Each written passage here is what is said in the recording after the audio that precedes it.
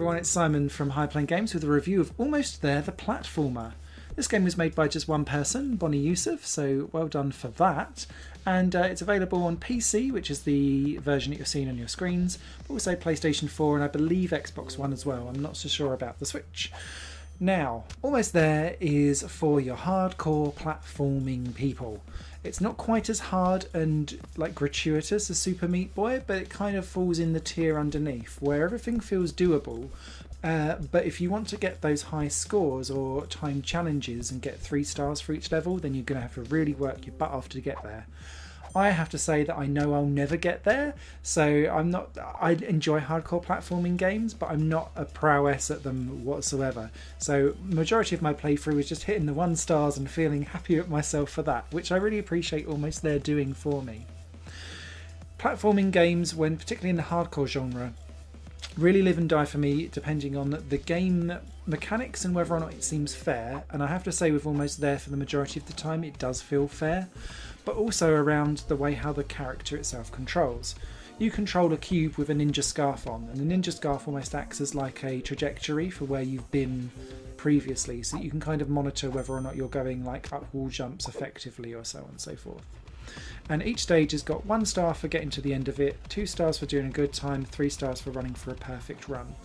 And whilst I was aiming for the 1 stars for the majority of the game, it felt very doable, which is why it felt fair. But in terms of the actual gameplay and a character, there's 2 things that you need to understand to do really well with Almost There, and they're kind of key to the game's design. The first one is that there's 2 tiers of momentum.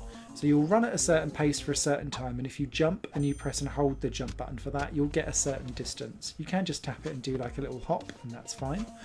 But after like about 1.5 seconds-ish of running, there's like a square that pops up in the background, and it does like a little vroom, and you'll do and you'll go faster for a little bit. And this is like a momentum jump which lets you get much further, and the further you get into the game, the more this starts to become prevalent, and you'll have to do that more often. So occasionally it'll put you actually at the end of a platform and you'll want to jump to it, but actually what you'll need to do is take a run up at it. So you'll need to quickly run back and then run forward to go for it, and it's quite clever in the way how it deals with that. The second thing that this game does, which took me a little while to get used to in my head, is that you can change direction really easily in a jump with the left analog stick, and you can change direction without having to hit another wall first. But it's really like almost like doing a double jump without actually pressing the jump button, as opposed to having like a trajectory change mid-flow, if that makes sense.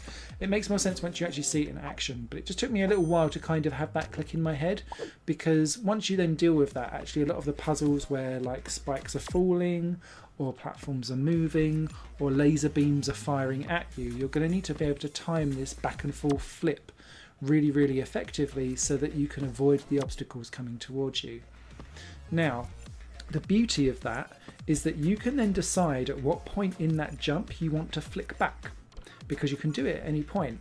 And this is where the crux between the 2 and the 3 stars really comes into play, because what you'll need to do is time perfectly between multiple obstacles how you do this flicking back and forth, because if you take too long, then you're just going for 1 stars, which is essentially what I was doing the entire time and loving it.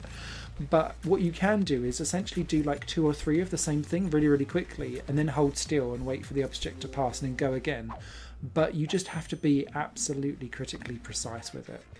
During the gameplay recording that you'll see on the screen, there's quite a bit of slowdown on the game itself because it locks you into a certain frame rate. That isn't an issue when you're actually playing the game itself. So if you're looking at this thinking, oh, that looks a bit jaggy, it runs fluidly when I'm not recording the game itself. So I just wanted to clarify on that.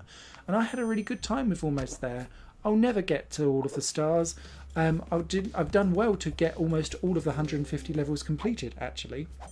And it didn't take me too long, but the key here is going back, going for those 2 stars, going for those 3 stars, getting that perfection. If you're one of those gamers, you'll have a great deal of fun here with Almost There, the platformer, which is out now. Thank you so much for the developer for sending me across a copy to take a look at. I recommend it, and it's available now. Bye!